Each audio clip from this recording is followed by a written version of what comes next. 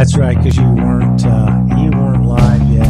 Yeah, but I do like to get it off the producer one, because when I shut that down, What? How about now? Is that better? Live streaming on Facebook. It's amazing how we just rolled out of a huge argument through the technical debacle and into the Facebook Live. You know, I pull the trigger and these boys roll, and there we go, kids. We've got it all figured out tonight. We've got hot video that you haven't seen anywhere else. A couple of different things. Both Oldham and Van were down at the rally, and we've got a lot of stuff to talk about tonight. The Trump rally recap show. It's just almost everything that's going on, and especially here in Tulsa. And the Tulsa Fire Marshal. The first thing we're going to talk about when we start out, the Tulsa Fire Marshal apparently and others have undercounted the Trump rally attendance. And if you're just living under a rock, you haven't heard it, but there's all sorts of discussion surrounding why the seats were empty, what seats were empty, how many was empty, how many were full, and just how many got in. And the count and attendance is all the discussion we're going to have when we start off. Also, Van and Breitbart, both caught the only two known violent incidents in the rally week. There were one of the videos we're going to have has to do with the violence here in Tulsa, and it was very, very mild. We're very pleased for that, and yet there were two incidences. Both Van and Breitbart caught those. Gundy loses his man card. Yes, sir. Yeah, you're a little hot on there, Distort. No, go ahead. Gundy loses his man card. Yes. And that's that song. Remember, I'll take a mullet for you. I would take a mullet for you. And anyway, yeah, the mullet man, who's more than 40 now, he's backing down in the face of a big, giant black linebacker or running back. Norman Councilwoman, she does a she's a pole dancer, gonna read story time to the children. A woman of white affluence, says David Van, gets arrested for impeding Tulsa cops. And the protests in Tulsa, we really had some high civility and some decent conversation. Yep. No, it was heated. Well, that was a real rough start, but we made it into the air. Oldham, you've been so polite. How's it going? It's going great. It's nice to be back in the center of the country where people are more normal. You don't get screamed at for entering a building or a business without a mask. Right. And so it's very nice to be back here in the middle of the country with some sane people. Present excluded. Van, what about you? Well, good. I'm wondering if Oldham's going to share that T-shirt that Owen Schroyer of InfoWars and Company gave to him. A little bit. Well, now's as good a time as any, so I am now officially Citizen Press.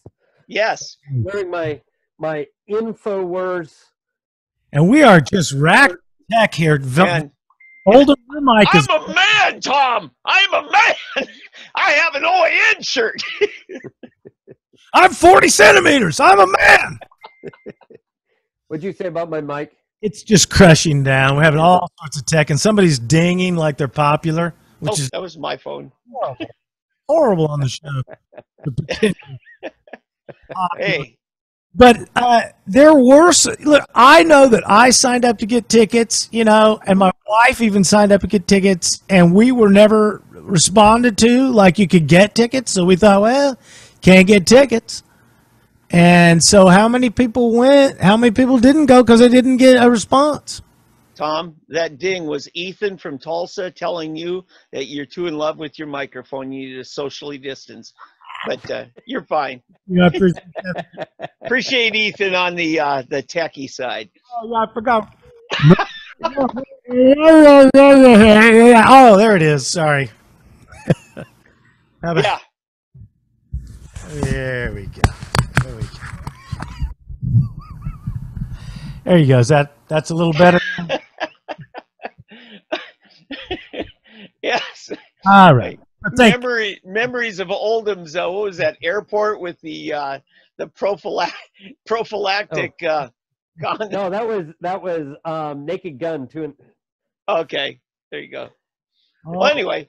All right, Van, what do you got for us on the real numbers? Enough of this Brewery. Tell us about the number. Right. Right. And I sat up there in the upper deck for, most of the deal. And yeah, look, we're about maybe 3/5 full. That's kind of where I would put it generally. Their pockets. Who wants to sit and look at Trump's backside of his head? But yet, they needed people in there for the shot. But anyway, so that was the narrative. And it was disappointing to a lot of us who were expecting 100,000 people, 3 different venues, maybe more with the outside jumbotrons. But then all of a sudden, Tulsa Fire Department's fire marshal says, my count says 6,200 people. And we're like, where are you counting? So that's going on. And of course, the media narrative, all of a sudden, the liberal press is like, well, it's only 6,200. Don't believe our lying eyes. We were telling you there's only about 12,000. Now we're going with 6,200. But Bob Jack reached out to me today. He's working on trying, us local people have some relationships with city government. And so I asked him, I said, Bob, let's get a press release on that to explain it. Now, I don't want to put words in Bob's mouth, and I appreciate the legwork he's done. But, there was a lot of bad communication or no communication at all from the national Trump campaign. Oldham, would you say that? Certainly not as much communication as I might have thought. Now, I got a question. Does communication mean it's up to the Trump people to talk down, or does communication go both ways? Well, to let us know where the gates are, for instance.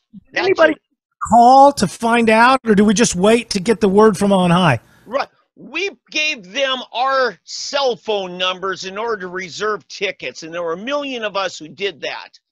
And that turned into, I won't quote who said it to me, but it was a data mining operation and a bunch of fundraising stuff that went on last week that would make Oral Roberts blush.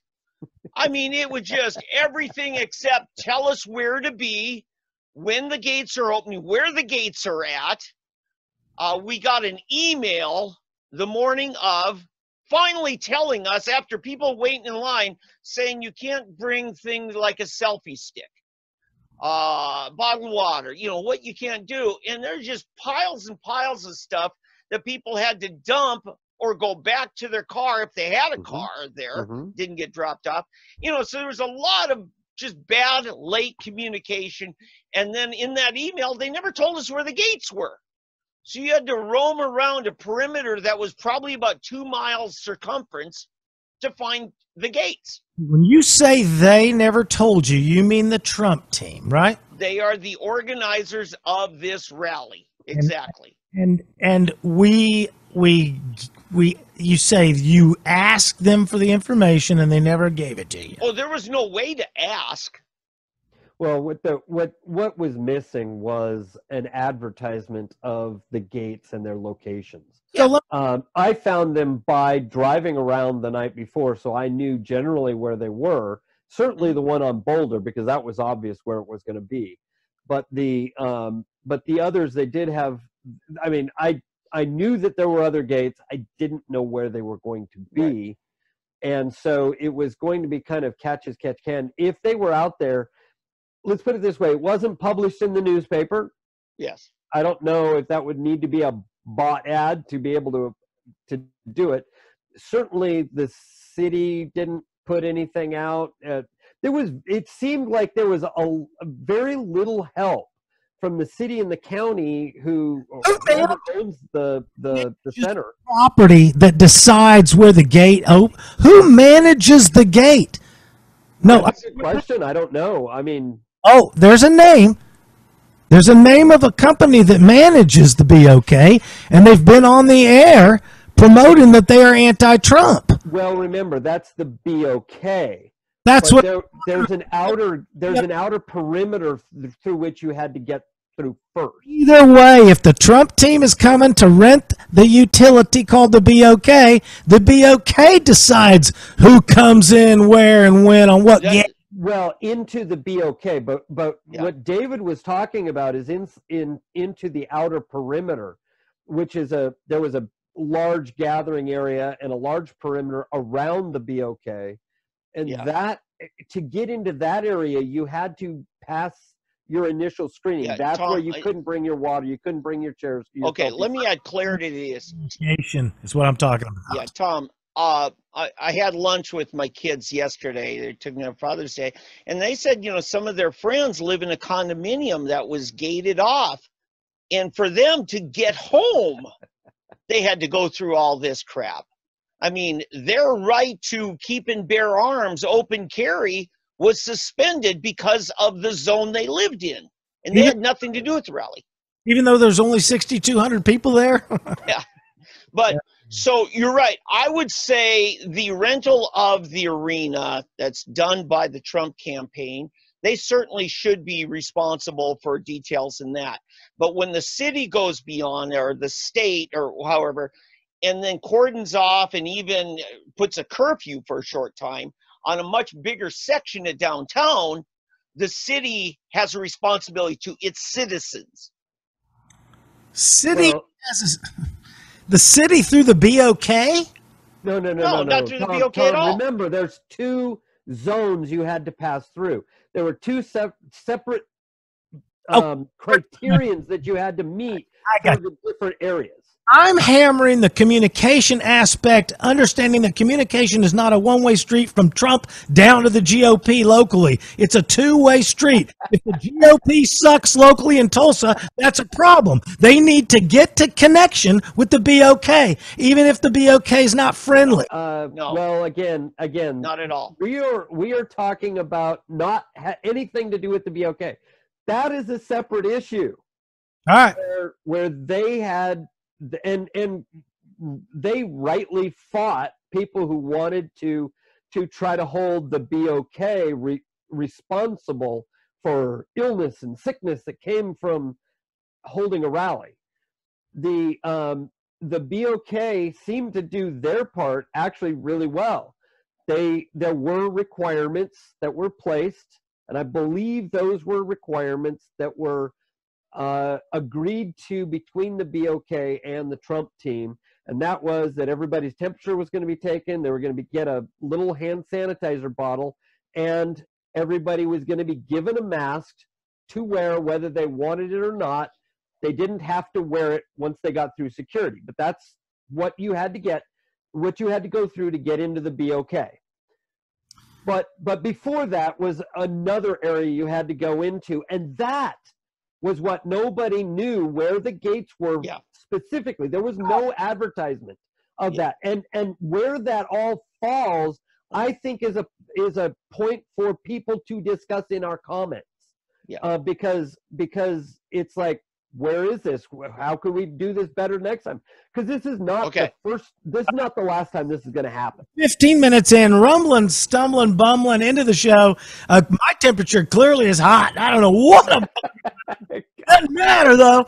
So here we go with 3D Politics Live. Once again, 7 p.m. on Monday nights. I'm Tommy McKay, your amazingly rambunctious host. I've got David Van and David Oldham with me, both respected in their industry. David Van with SoonerPolitics.org.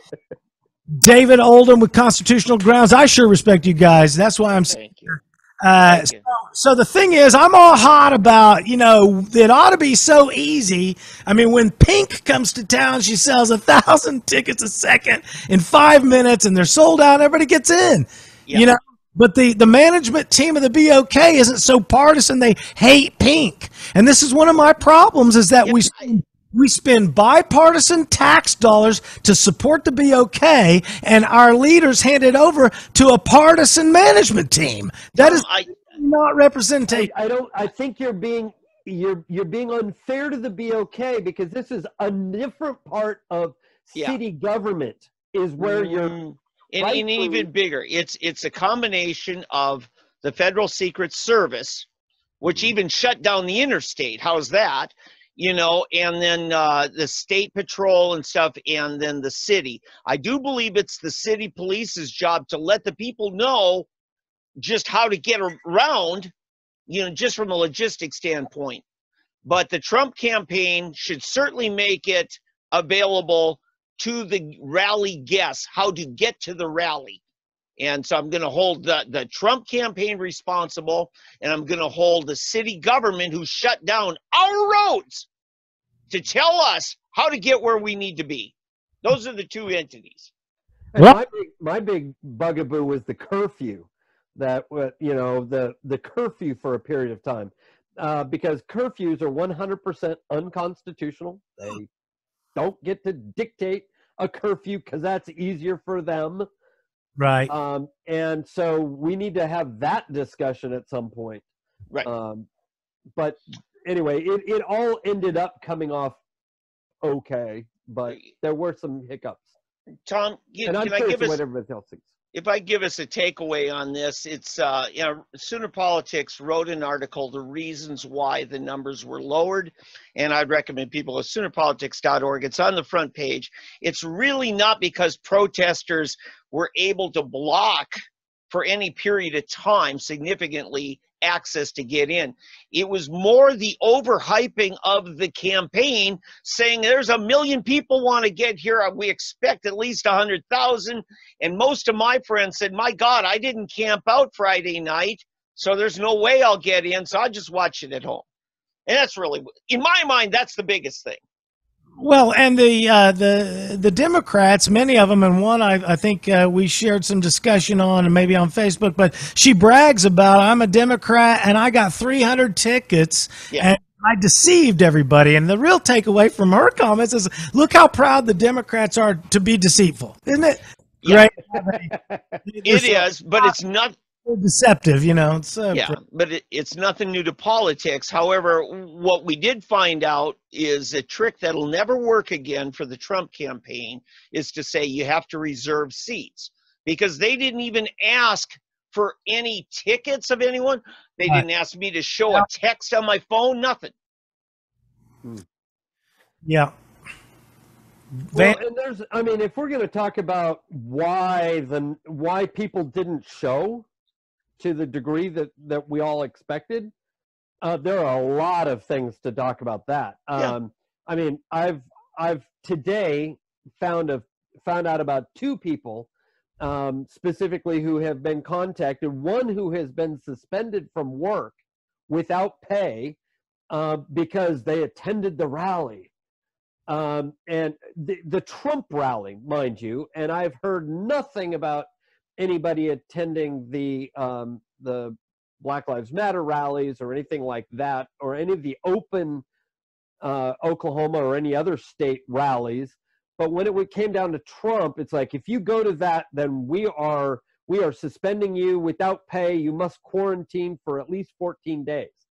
And one gal that has come up. The other one was contacted, but with concerns.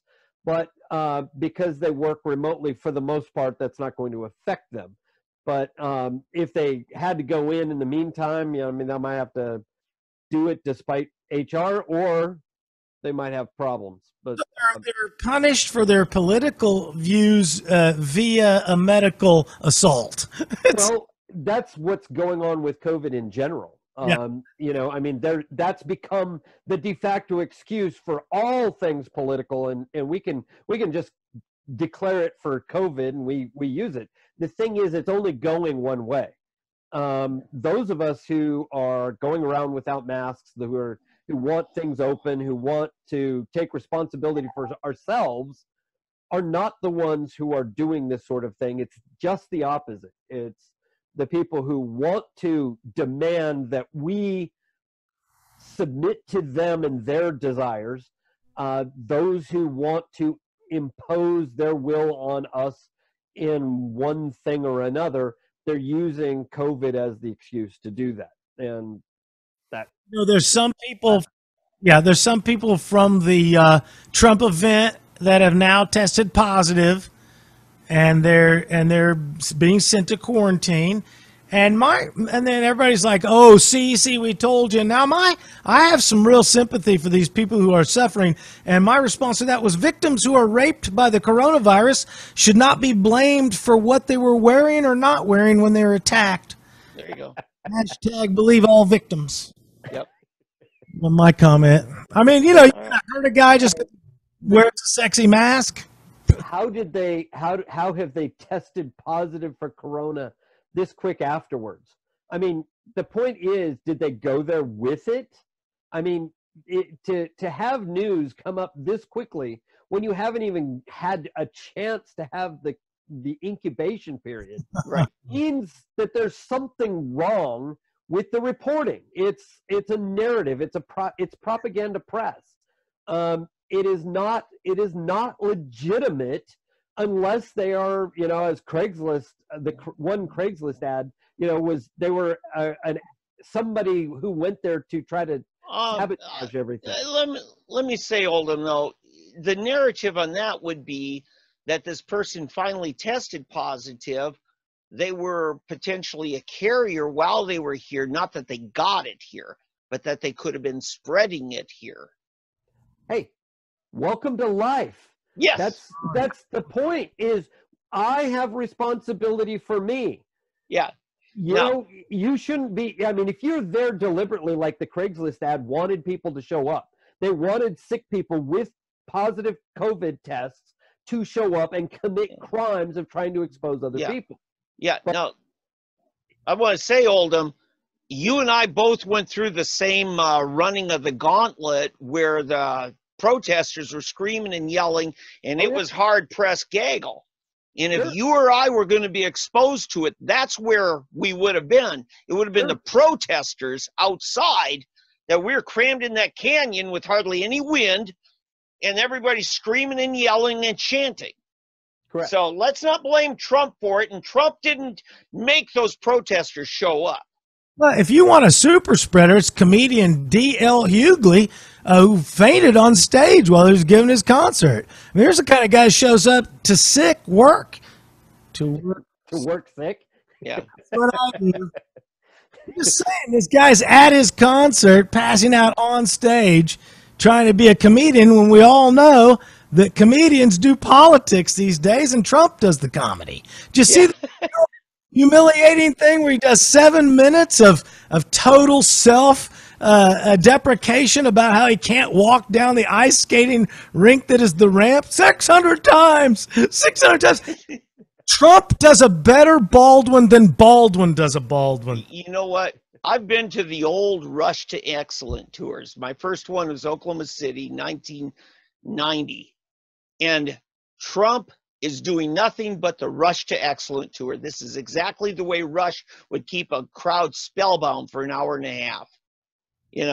But when you talked about the stage and the super spreader, visions of the comedian Gallagher came to my mind, where you wore a raincoat to his stage shows.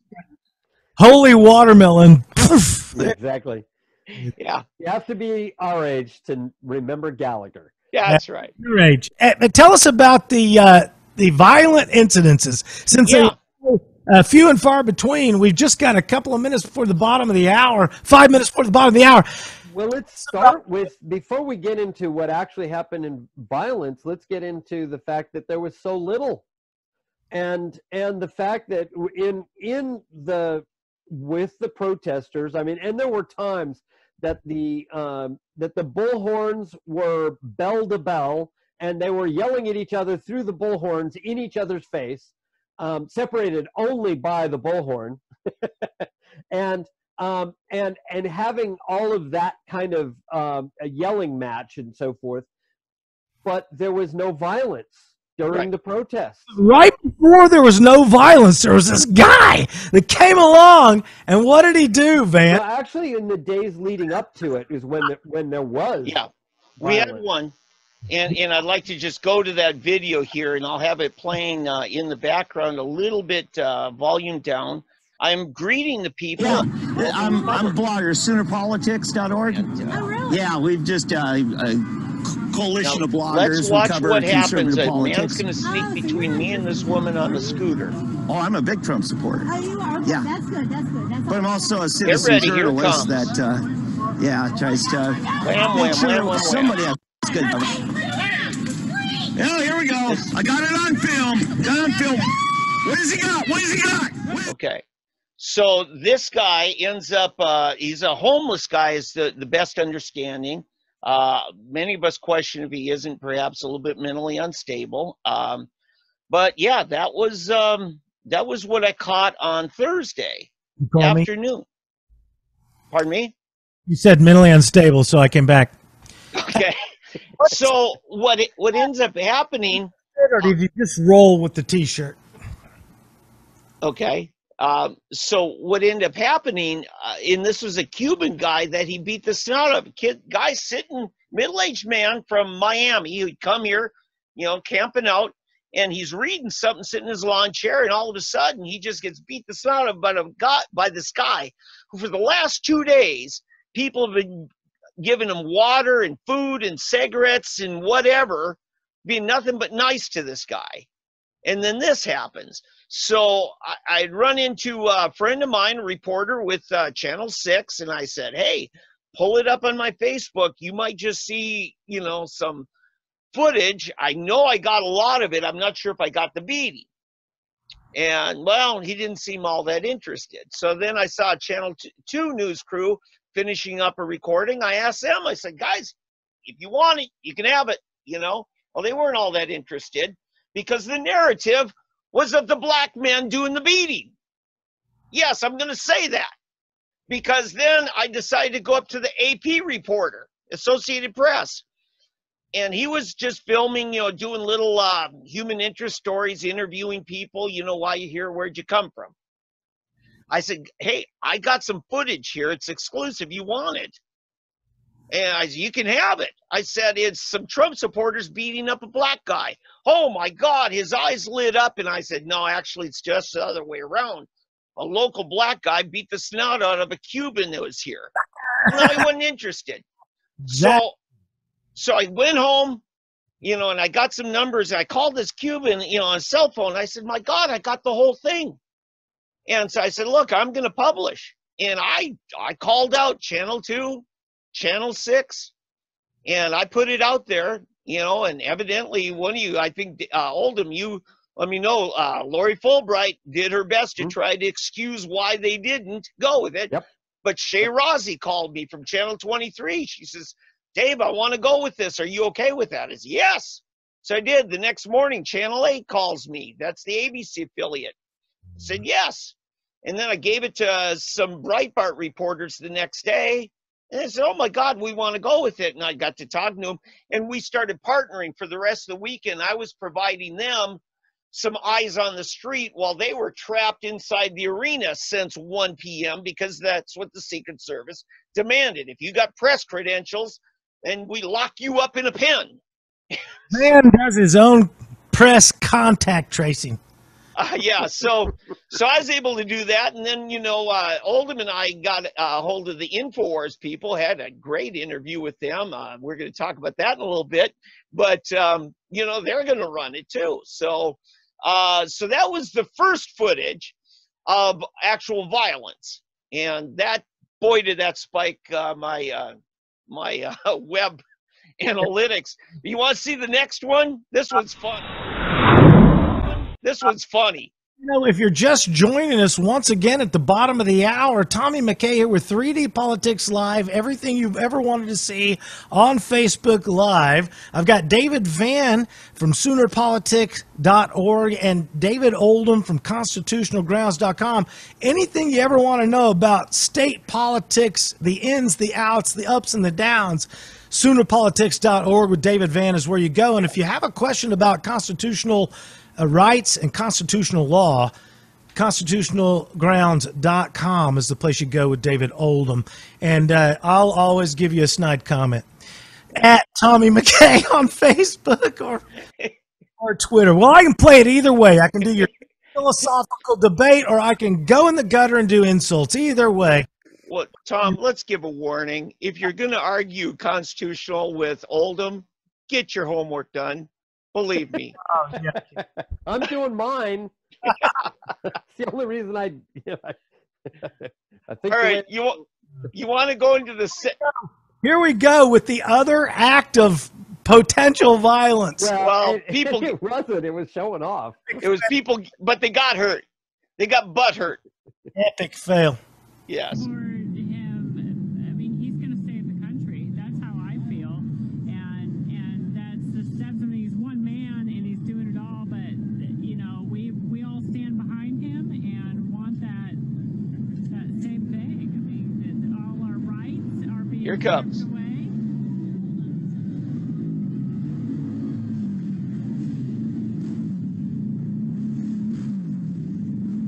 See.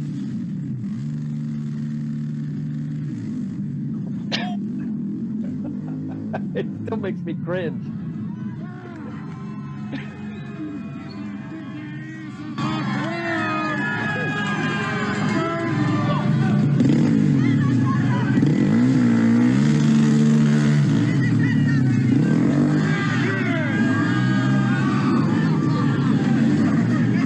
This is Allie J. She'll give you a quick narration.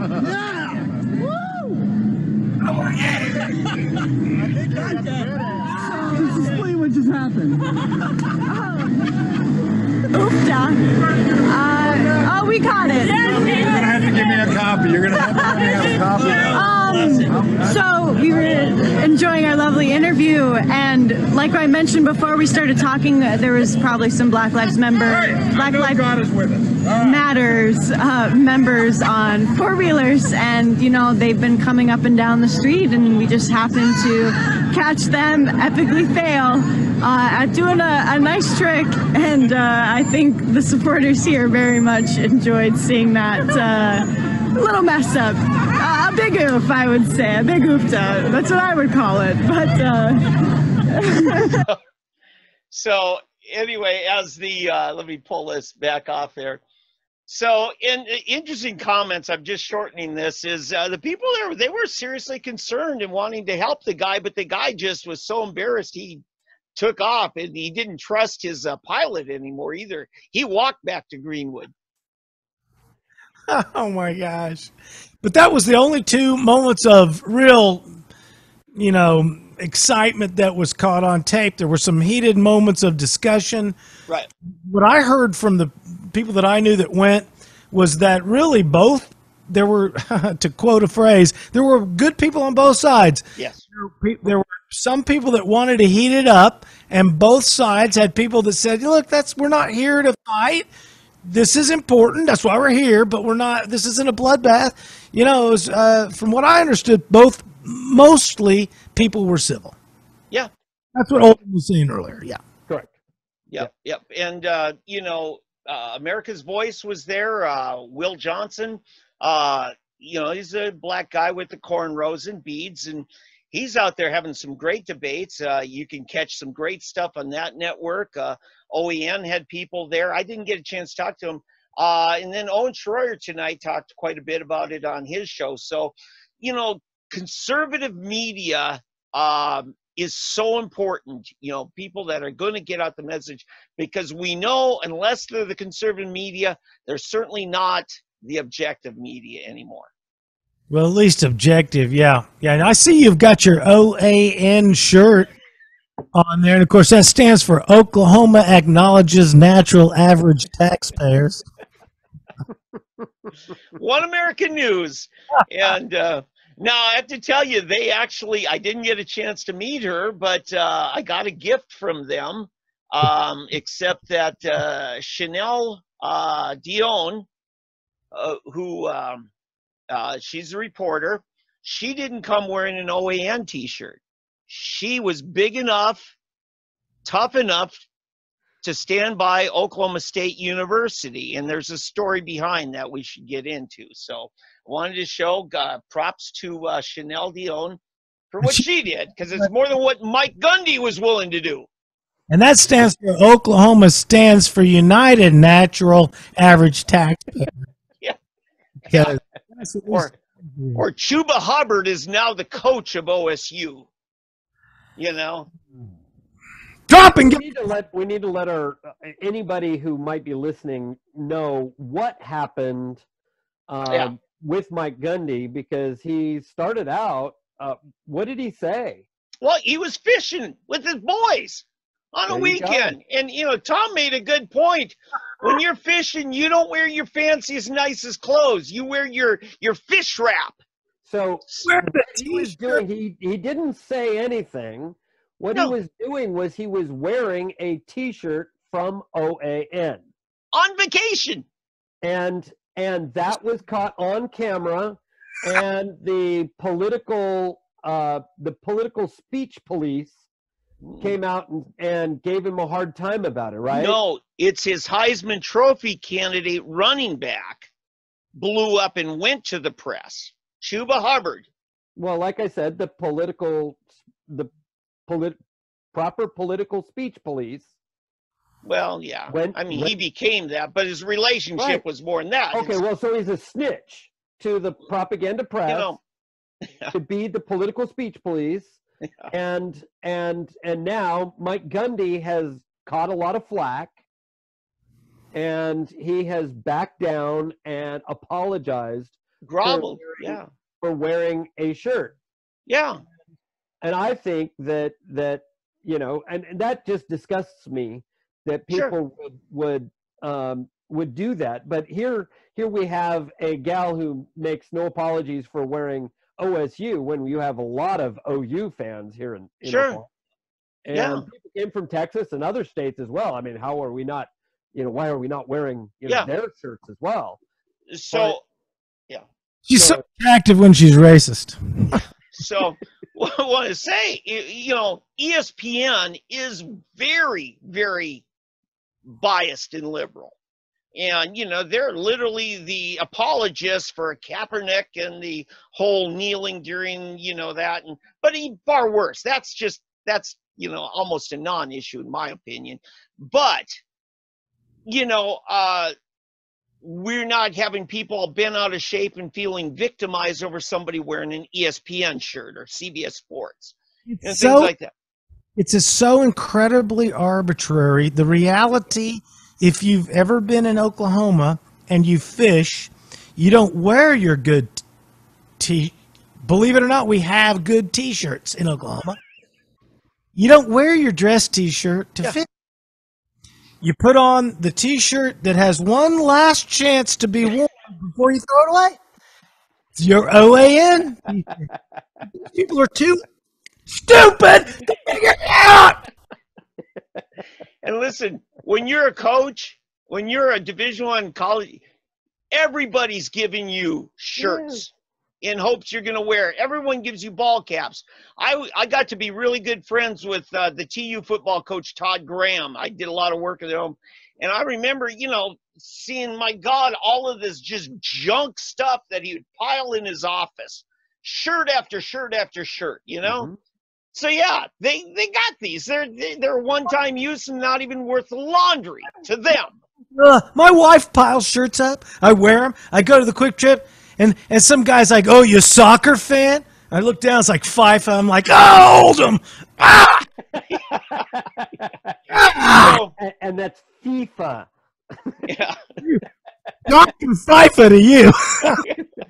Okay. The thing is, what that's gonna end up doing is potentially suppressing speech. Right. Now, he's concerned all about his income and keeping his job and things like that.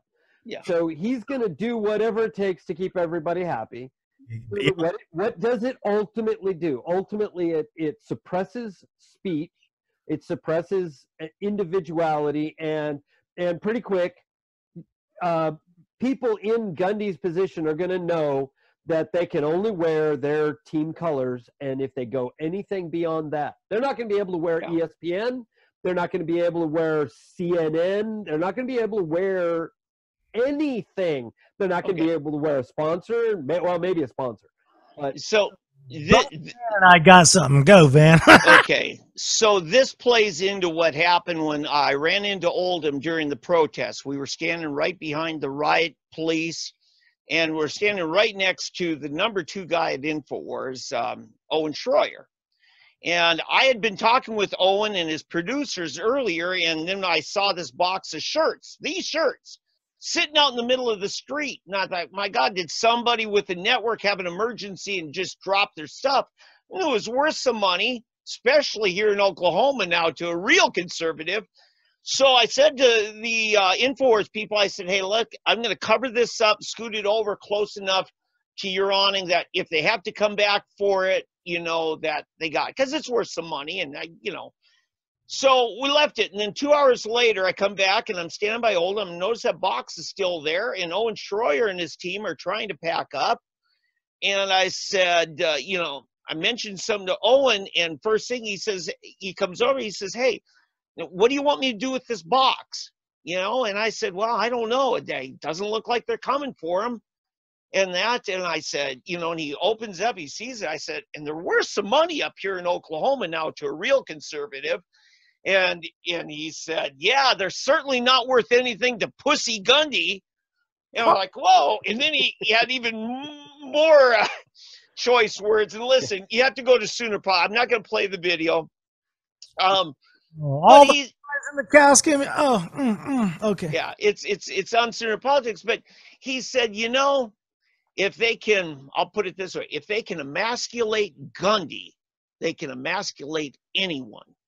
Because now if Gundy, who is probably one of the most outspoken, unapologetic, I speak my mind, Division I college coaches, if they can get him to grovel, my God, they can get anyone to. And that was Owen's point. You know? He's no longer 40. He's middle-aged now. I'm middle-aged. Yeah.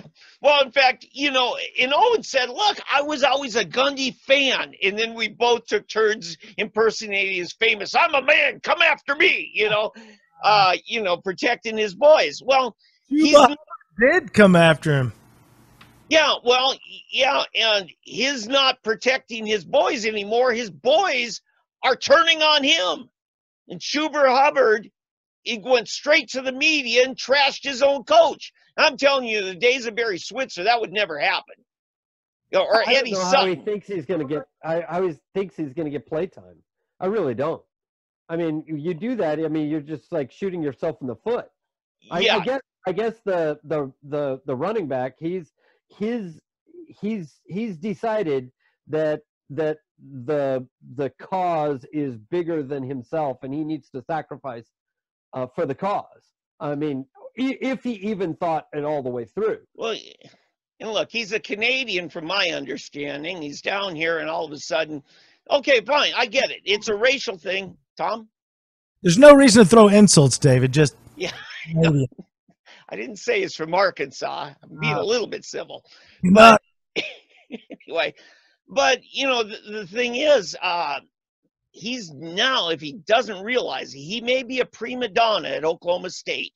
He may be one of the top contenders for the Heisman. He really is. He's that good.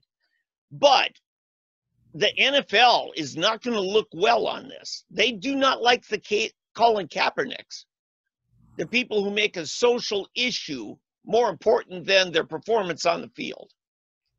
So that's my story on that. And that's why I decided, you know what, OAN, I'll stand by you. I mean, look, yeah, I am promoting 3D politics. Okay, that's my deal. But I'm standing in solidarity with all the conservative news networks because, Oldham, what was it Schroyer told you? We've all got to become the citizen press. Oh, yeah. I mean, citizen press versus citizen tyrants out there. And I'm seeing it come down on the Twitter and the Facebook, which is where you can catch me, Tommy McKay, right here on 3D Politics Live every Monday night, 7 p.m. I've got David Oldham, constitutionalgrounds.com, and David Van, soonerpolitics.org. Tell us about that pole dancing councilwoman from Norman. She's got the cash in her purse. She purposely gets arrested for impeding cops, and I'm sure she can afford to fix those teeth. We don't know why she doesn't. Yeah, and I've known Alex for a little bit. We both worked on... Sorry, she's a friend of yours? Well, Facebook friends. Oh, me too. That's not real friends. Go ahead. I'm trying to piss Oldham off. Go ahead. But, she first told me she's running for state senate, and I find out she's running as a Democrat against Rob Standridge. Rob is in one of those bellwether states. He represents much of the Norman area, which is a liberal hotbed. Now, here's what this woman started out this week doing, was getting the Norman Police Department defunded. So she's on a roll this week.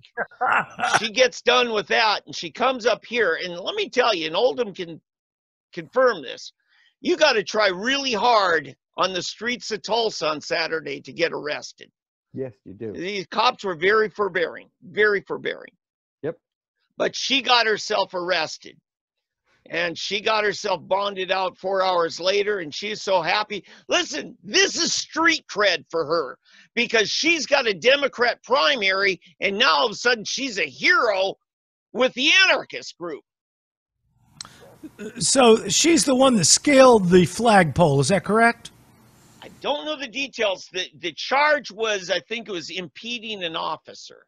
I believe she is the one that scaled the. She's not the one that sat in the wrong area and was arrested. She used climbing utensils to go up a flagpole, and when they said blah blah blah, you got to come down, she went higher, and then they Okay, so that's the pole dancing angle. Okay. That's the.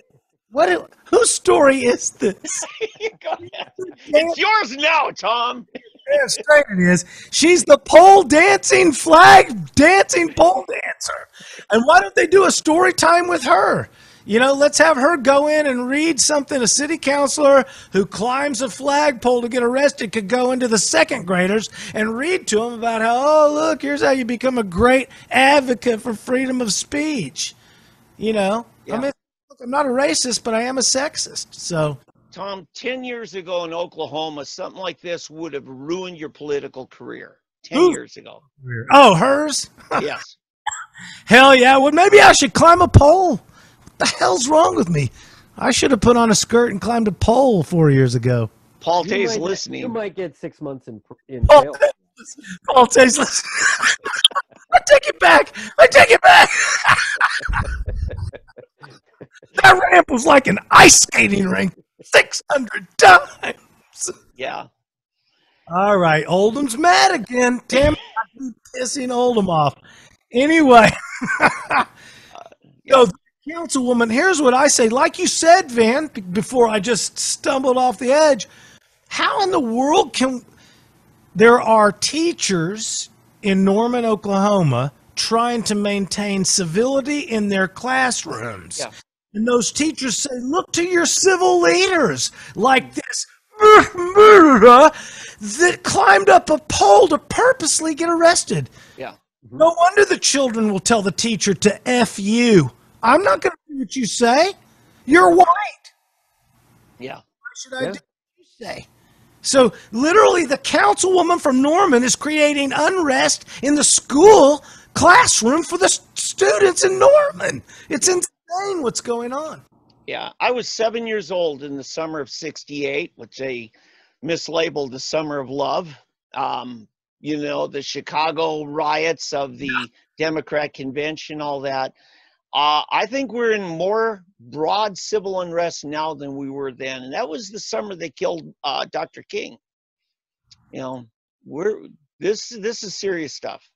This is one of the things that kind of ticks off, I think, the people who they call boomers, is that the boomers in 1965 already did the second Civil Rights Act. Yeah. People in today's federally funded public schools, they have no idea that the Civil Rights Act of 1964 was the second one. We already did one in 1965, and it didn't stick. For some reason, the people who have access to the freedom aren't accessing it. Yeah. And then so they re-upped it again in 1964. And it's been 50 years of public schools teaching citizenship to those people who will become cops and those people who become citizens. And the people who are cops are killing people, and the people who are citizens are causing unrest. It's all the public schools' fault. Literally, the public schools have been training cops, citizens, and parents for 50 years, and it's out of control. Yeah, I want to say something here. Tie this in. The civil rights marches in the riots of '68 were founded on a very legitimate thing of blacks were not being treated properly. I remember, I grew up, I saw that. It was real. And to some extent, when Oldham and I were talking there, we're standing by the police officers, you know, and I know they could hear us. And Schroyer was over there with InfoWars. And, you know, we said, you know what? This is actually a healthy thing going on because nobody's being victimized right now. And as long as it's not being victimized, then the issue that all three of us have been arguing over the last year, whether it was the Blanchard police or, you know, you name it, we're talking about civil rights. And now we got people on the left end of the spectrum arguing civil rights as well. There might be that the synergy of the two separate polar opposites could actually get something good done. We talked about that case, and you're right, man. We talked about that case in Florida where the cops came out like it was spy versus spy. They rolled down on this gal who's sitting there at 2 o'clock in the morning and gunned her down in her window. We did this story last year. Yeah. Up in arms about the fact these cops are pretending like they're Man from U.N.C.L.E. This is ridiculous. This is not how they're supposed to act. We're a year ahead of the game. Politics. Yeah. And that's where I would love for the conversation to, I mean, the proper legitimate protest to evolve and actually get to the fact that this isn't just racial. This is bad policing. It's bad governance in total for everybody of every race. And if we can get off of just the racial issue, I would expect that that is not to deny that there isn't racial problems. Just got caught by the political correct police. No. The point is both sides of the coin at the same time, then you can't be legitimate. No. There's still a race component. Of course there is. But the thing is that if you fix and get everybody into proper governance, that fixes the race component. Yeah. And so it's a symptom rather than a cause. If we get to the root cause, that's the bad governance, the symptom will go away. It is not a racial abuse. It is a human abuse. And as long as you focus on race, you're missing the nail's head. Yes. Yeah. So what I want to say, what happened in the 60s and into the 70s, there were a number of reforms done. In fact, even Austin Peterson, the libertarian candidate last cycle, you know, he said there are things about the Civil Rights Act that he disagreed with, went too far in that it put restrictions on private commerce. Yes. He said the Civil Rights Act was good in this way. It kept our government from being biased, that the government had to treat all races the same. You couldn't have at the courthouse a whites only drinking fountain. Yeah, that was all the way back in Article 4 of the U.S. Constitution. So that goes all the way back to 1787. But nobody's lived it out. I mean, that's the unconscionable thing, is that we need laws to make us live out what we already have agreed is law. In whether it's statutory or just culture changing, we began to live out the very creed that we decided was proper back then. But here's the other thing that was very much a part of this, was we had a war going on in Vietnam at the time. And most of the kids that gave their lives at the war weren't even given the right to vote, because back then we decided you had to be 21, but we could put you in a war at 18 and you never lived to 21. Yes, I remember that. Yep. Now, Oldham, what's that? That's a constitutional amendment we passed that put the age majority at 18, right? Correct. Yep. Correct. So there were some reforms that came out of there that everybody came to consensus on. And by the later 70s, we were so preoccupied with the sexual revolution, we forgot all those other things. Not me. I was a good boy.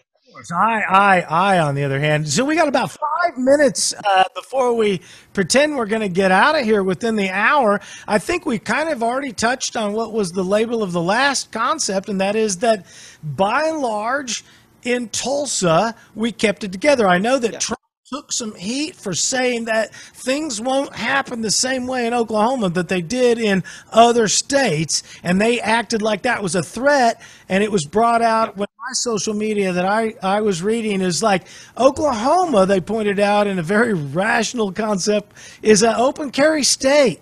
There's a lot of these states where not just everybody's walking around packing heat, but in Oklahoma, pretty much so, there's a lot of freedom around here. So all the people who are looking to cause trouble, they're like, well, I'm not really that much of a troublemaker. Yeah.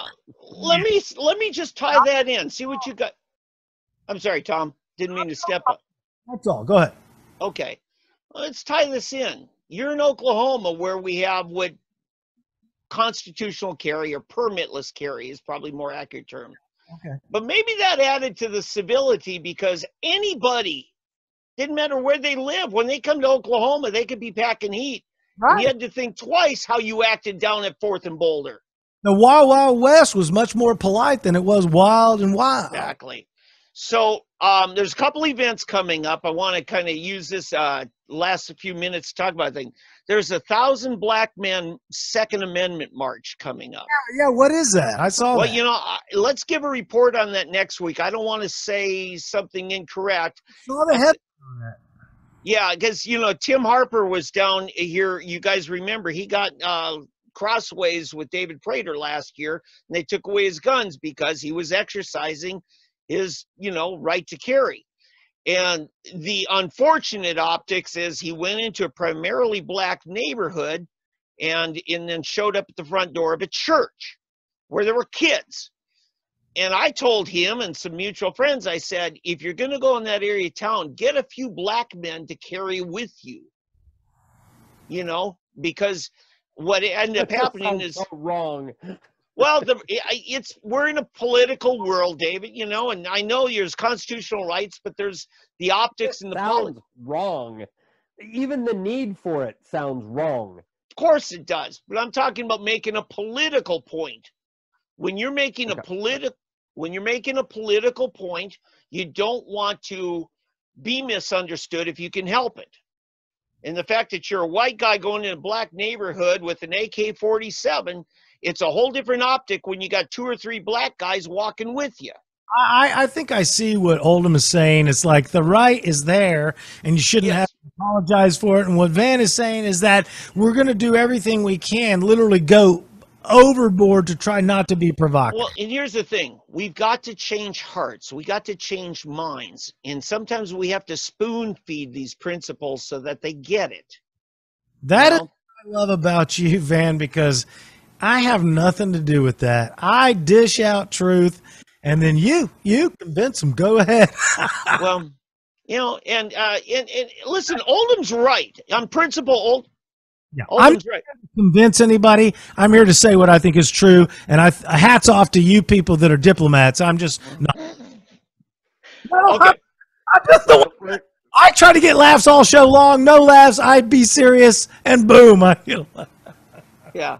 I've lost complete track of the show. I thought we were going to talk about other things. So Okay. I'm all lost. So well, we went down. I'm in the last couple of minutes. I just want to say things that are going to be coming up this week that we'll have to keep an eye on. All right, hold it right now. We've had a whole show. It's 8 o'clock. You're watching Tommy McKay right here on 3D Politics Live every Monday night at 7 p.m. Tonight, we've already covered the Trump rally recap show. We talked about the fire marshal undercounting the Trump rally attendance. We talked about 3 or 4, 5 different ways that could have happened. We watched 2 different videos from Van and Breitbart where they caught the only known incidents of action in the rally week. We talked about Gundy losing his man card because I'll take a mullet for you. I would take a mullet for. And then we talked about the Norman councilwoman who scaled the pole to dance for what I call the children to get arrested. And then we talked about the higher civility in the protests in Tulsa. So, Oldham, if you cannot keep track of that, that is your problem. Well, the other thing I want to say, there's a brewing controversy just broke in the last hour or two about a mayoral candidate that I think we can give a better summation next week's show. And then we've got, my God, we're in what, the last 8-10 days of important primary race coming up. So we've got a lot of things coming up. People won't want to miss next week. Next week, we're going to talk about Rico Wright. Is that correct? Yep. Rico Wright, mayoral candidate, came out on the 12th. 2 days later, a gal comes out and is accusing him of some salacious comments with dirty words. She said the PL word. She said the DT word. I mean, this is insane. Yeah. She said. Yeah. So we got things coming up next week. I just want to tease what I think will be showing up next week's topics. Oldham, what else you got before we fight after the show? I forgot. So, we were going to talk about masks and about his love life after the show. I forgot about it. So, man, what do you got? Let's get out of here quick. Yeah. Salute. Is that it? Okay. Hey, I want to say I am finally getting fast enough to be able to look at one other thing while we go. And I'm so sad that Blake Barber is not on the show watching tonight, because he has been one of our greatest fans and critics. He hates and loves us all at the same time, but he's not here tonight. But I want to thank Ethan Gunther for he's out there. And Ken Melton also commented on tonight's show. So hopefully next week I'll get fast enough to bring your comments in on the show. So I'm finally catching those on Facebook. But I do want to apologize to Oldham. I'm so sorry. Anyway, I love you, Oldham. Van, you're okay. David Van from SoonerPolitics.org and David Oldham from ConstitutionalGrounds.com. I'm Tommy McKay right here on Facebook Live, 3D Politics, and also at Tommy McKay on Twitter. We'll catch you again next week at 7 p.m. for 3D Politics Live. Thanks for hanging with us this evening.